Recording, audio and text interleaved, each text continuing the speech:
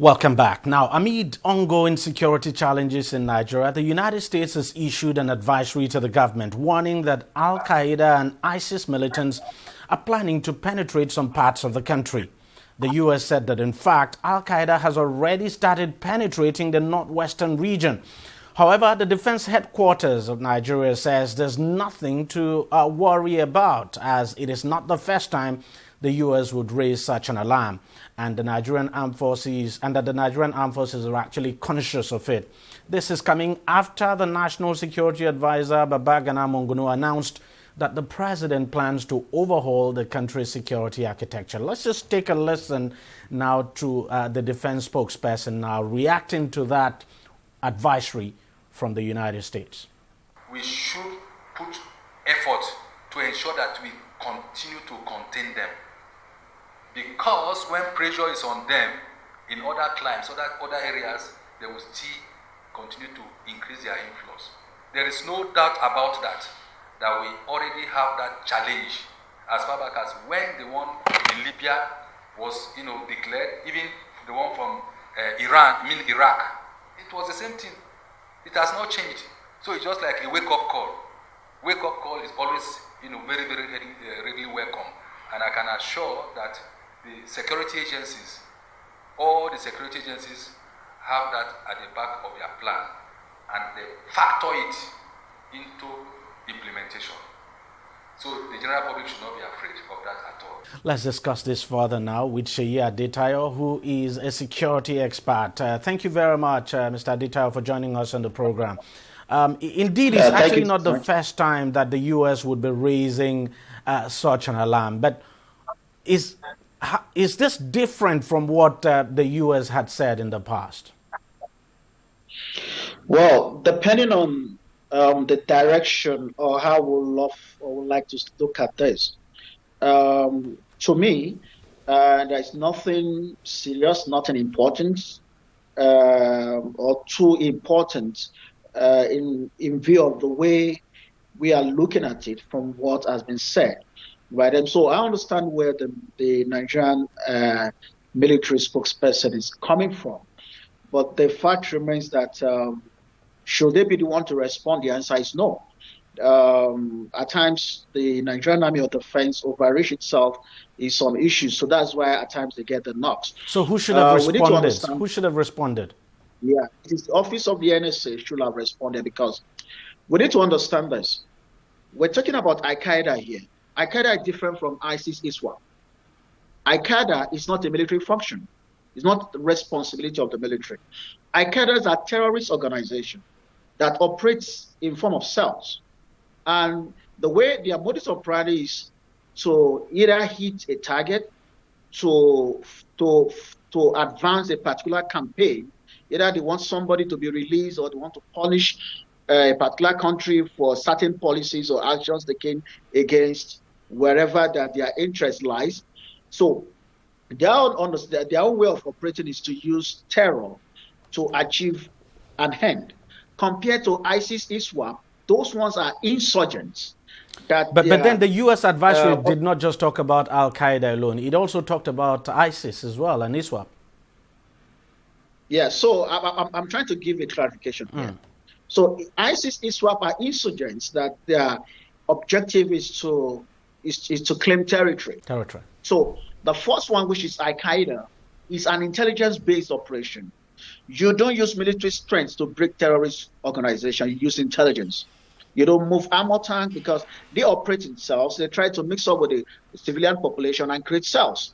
So it's a function of the DSS, and that's been supervised by the office of the NSA. The DSS doesn't want to speak on issues related to Al-qaeda. And Al-qaeda are not new. They've always been with us.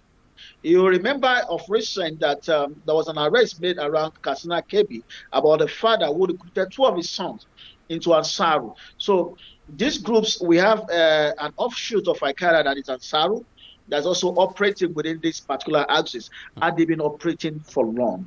Now, the ability to strike will depend largely on how weak our intelligence architecture is. And I know for sure that several of their planned action that have been thwarted by the Nigerian intelligence community. They are not making this public because they are not trying to create panic. There are several of Al-qaeda operatives that have been arrested discreetly. Their plans have been thwarted, and that is how intelligence organizations work all over the world. So if the U.S. is raising issues there, like I said recently, we need to actually try to understand what is the motivation. Is it to call us to do more than we're doing, or it is directed to achieving a particular end? What do you think? Do you think it's to call us to do more than we're doing? It depends on the motive or motivation of the speaker.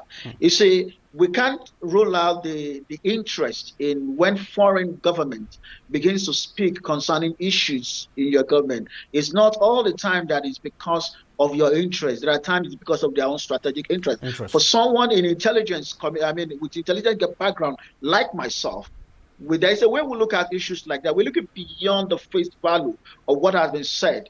And we've seen countries that will try to sponsor certain narrative in a particular country to achieve, to create some reaction from the people. We shouldn't forget the fact that of recent there has been so much clamoring as to change in the leadership of our security forces and the rest.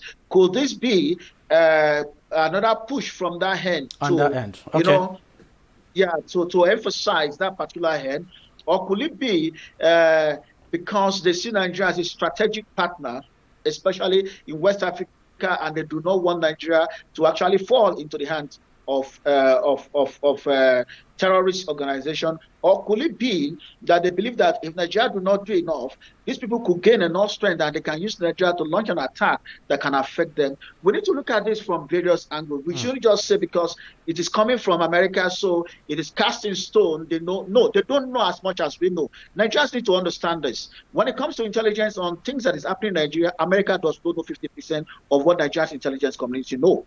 They may have sophistication in terms of equipment, but you cannot know a man's house like the owner of that house.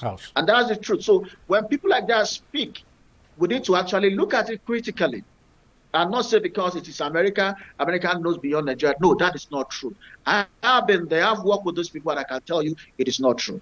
Now, another thing I just want you to respond to. We had the National Security Advisor saying that the president would overhaul the country's security architecture. Of course, that word architecture, or the expression security architecture, has become like a buzz expression, if you like, and quite omnibus. It's difficult to tell what it actually means. But when the NSA says the president would overhaul Nigeria's security architecture, would you be thinking what he probably meant is that he would be changing the service chiefs? To change what? The service chiefs. Service chiefs. Yeah. Yeah, I think it's all borders on change of strategy. Now, there is need for change of strategy.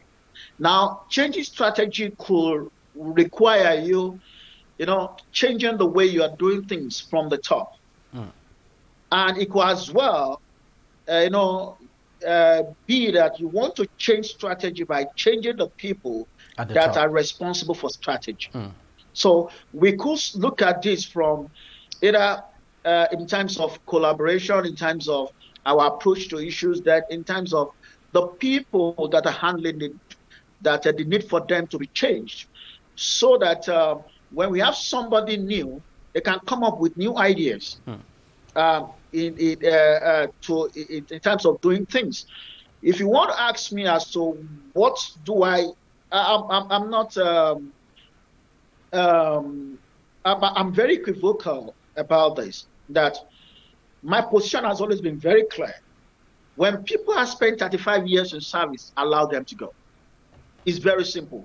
There's something in the fabric of the armed forces that you are killing. You want a soldier to grow from being an officer to the highest level. You don't want him to steal. You don't want him to be corrupt. The major motivation is for them to rise to the highest level. They want to be the chief of army staff. They want to be chief of air staff. They want to be chief of naval staff. You are killing that motivation if you are blocking that particular, space to reach. That means that you are telling them that they cannot aspire to the highest level, and as such, morale will be killed. All their plans will be, and you don't expect that people like that will give you 100%, it's not because they are bad. You're already creating a situation where what should be their driving force for motivation to do more, to give their best, you're already killing it. When they are 35, they should go. If at 35 years in service, you don't have a good succession plan or a good successor, you are a failure as a leader. Because part of your leadership and what every successive leadership have done in the Nigerian armed forces, the military or security agents for so many years now, is to build succession. Train officers that will take over from you. And I don't want to believe there are no officers that can actually take over anyway. There are quite a number of them. Exactly. That's what I'm trying to say. So if today I'm a service chief and I'm so good that the CEC is telling me that I need to keep you, I will tell you that, sir, I will be a failure as a leader if at this late I cannot bow and say these people 1, 2, 3. I've trained these 2 or I've mentored 1, 2, 3 people good enough to take over from where I am living. Because this is doing more damages to the ranks and file of the armed forces than keeping them is doing for us. So we need to start that, psychological, rebuilding of our armed forces, because that has done severe damages. So when you're saying that generals are not they are not giving their best at the battleground, the question is, if the man is your husband or your father, you want him to die when there is no even future for him. Maybe someone that is just having like 3 more years to serve, and there is no prospect of him being the chief of army staff. And then you want him to go all around and to go. The question is, what is he fighting for? I understand your point. Absolutely. I understand. We'll just wait and see and when the president would make that call. Thank you very much, DEJI360, for joining us on the program and for your contributions. Thank you. Thank you very much. Well, that's it on the program. But if you want to watch it again, it's simple. Just go to our website, tv360nigeria.com. You'll find this program and lots more there. You can also follow the program on our various social media platforms. Thank you very much for watching. I'll see you again next week. Bye-bye.